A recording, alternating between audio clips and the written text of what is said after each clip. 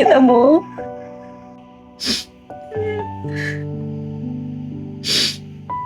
Ito, pati yung kay Bubo ito.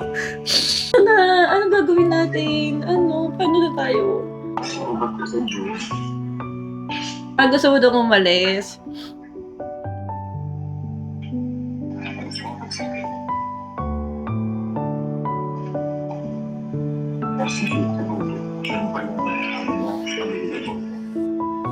Ikikip mo na natin to sa sarili natin. Grabe yung kabog ng dibdib ko ngayon kasi ang tagal na namin hinihintay to. Kumbaga, ayoko munang mag-story about dito.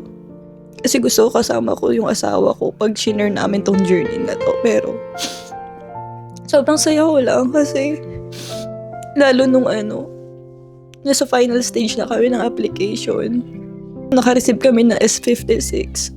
Bukod dun sa police clearance niya naman gagaling sa Hong Kong. Dun kasi kami pinakanatagalan. Dun kami na-delay. Kasi yung mismong Hong Kong yung kailangang mag-deliver nun sa Australia. Isang buwan kasi talagang tinagal nun. So parang sa loob ng isang buwan na yun, wala kaming ginawa kundi mag-check ng immigration account ni Jermaine. Alam niyo yun, para kaming nangangapa. Talagang nakakaubos siya ng pasensya. Pa-down din kasi makikita mo yung iba nagagrant na. Tapos kagabi, parang since nung isang araw, lagi kami nag-uusap. Tapos si Jermaine na kasi parang feeling unmotivated na siya sa work.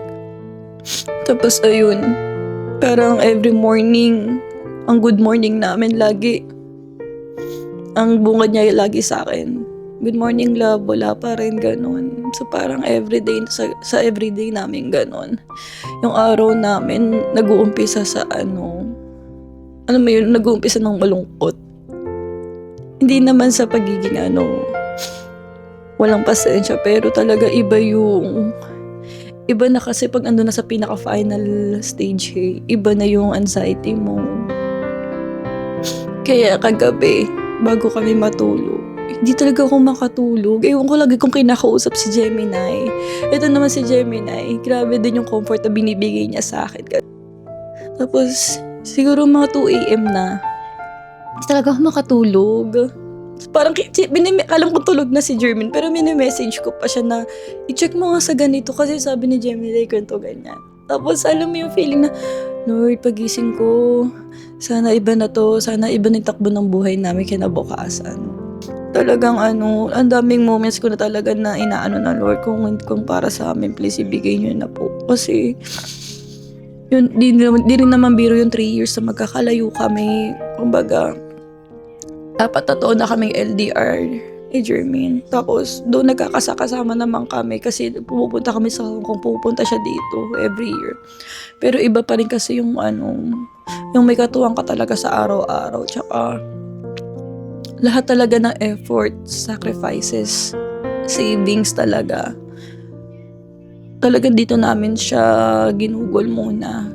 Kaya kung mapapansin nyo, bakit ganun? Doon nakakapag-travel kami pero hindi kami makabili ng sarili naming bahay. Hindi kami makalipat. Hindi kami alam niyo yun, parang lahat yun sinet aside muna namin kasi gusto muna namin i-pursue tong pagmamigrate namin. So guys, hanggang dito na lang muna yung maibibigay kong informations kasi nga gusto ko pag shinare namin tong journey na to kasama ko si Jermaine sa tabi ko. Kaya sobrang grateful lang ako today. Hindi ko talaga, gusto ko lang ilabas yung pagiging ko. Para makahinga rin ako ng maayos. So, hintayin nyo na lang yung next update.